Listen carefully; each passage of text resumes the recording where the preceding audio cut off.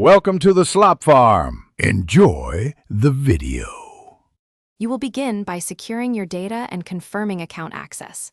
First, open Google Takeout and export the services you need. You don't want to lose important files.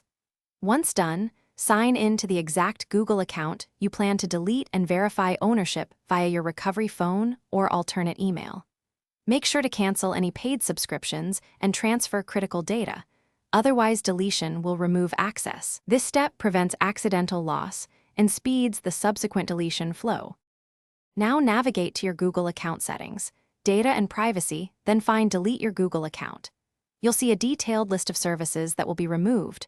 Review Gmail, Drive, Photos, Play purchases, and any link subscriptions so you know what's gone. Authenticate again with your password and two-step verification. Google requires this to confirm identity. Download any final copies you missed and record affected accounts that use this email once you confirm. The deletion step proceeds and cannot be reversed easily. Finish by checking the confirmation boxes, reading the terms, and clicking Delete Account to finalize.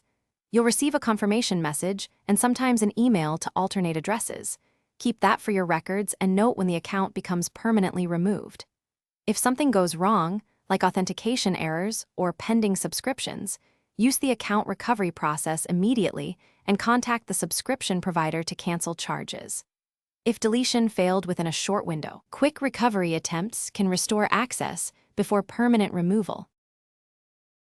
Thanks for watching. Consider subscribing if we helped you today.